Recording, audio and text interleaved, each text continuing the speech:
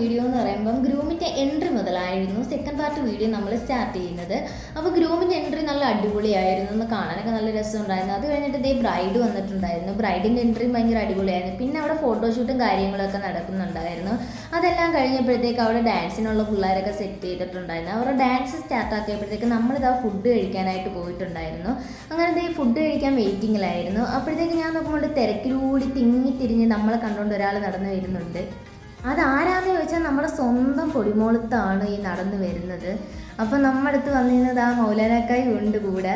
അപ്പോൾ ഇതാ രണ്ടുപേരും കൂടി നമ്മളടുത്ത് വന്നിരുന്ന് കാര്യമൊക്കെ പറയുന്നുണ്ട്, വീഡിയോ എടുക്കുന്നതിന് ഓരോന്ന് പറയുവാണ്.